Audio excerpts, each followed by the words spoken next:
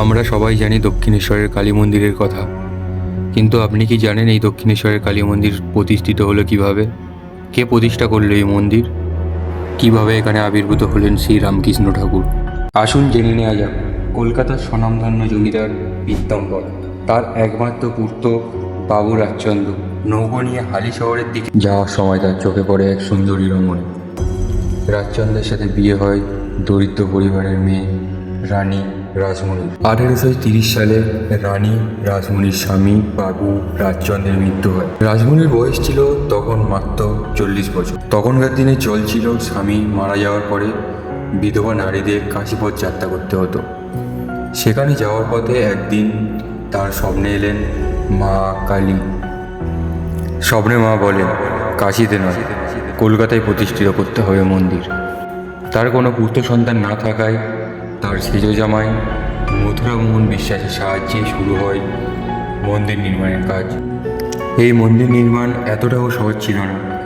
একদিকে প্রশাসনিক বাধা, অন্যদিকে সামাজিক বাধা, এছাড়াও সাথে ছিল জমি খুঁজে না পাওয়ার সমস্যা। অবশেষে 1847 সালে সাবর্ণ রায়চৌধুরীর দান করা 20 বিঘে জমির ওপর শুরু হয় মন্দির নির্মাণের কাজ এবং 1850 সালে এই মন্দিরের কাজ সম্পন্ন হয়। এ তো ছিল মন্দির নির্মাণের কাজ। এবার আমরা জানব মূর্তি কিভাবে তৈরি করেছিল এবং কে এই মূর্তি তৈরি করেছিলেন। রানী রাসমণির স্বপ্নে দেখা মায়ের মূর্তি তৈরি করা এতটাও সহজ ছিল না। মূর্তি তৈরি করার জন্য বিভিন্ন শিল্পীদের খোঁজ করা হয় এবং অবশেষে কাটোয়ার স্বনামধন্য শিল্পী নবীন ভাস্করের অক্লান্ত পরিশ্রমে সম্পন্ন হয় মায়ের মূর্তির কাজ এবং অবশেষে 1855 সালে 31শে মে মায়ের মূর্তি প্রতিষ্ঠিত করা হয় দক্ষিণেশ্বরের মন্দিরে। মন্দির প্রতিষ্ঠা নিয়ে তখনকার দিনে ব্রাহ্মণদের মধ্যে প্রথম থেকেই ছিল আপত্তি। ঠিক এই সময় আবির্ভাব হয় হুগলি জেলার রাজকুমার চট্টোপাধ্যায়ের এবং তার হাত দিয়েই প্রতিষ্ঠিত হয় মায়ের মন্দির। তিনি হয়ে ওঠেন মন্দিরের প্রধান পুরোহিত।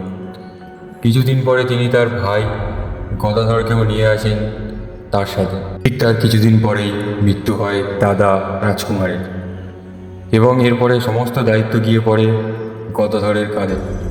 তিনি মায়ের আরাধনা, গরিব মানুষের সাহায্যে আস্তে আস্তে সকলের ভালোবাসায় হয়ে ওঠেন গদাধর থেকে শ্রী রামকৃষ্ণ।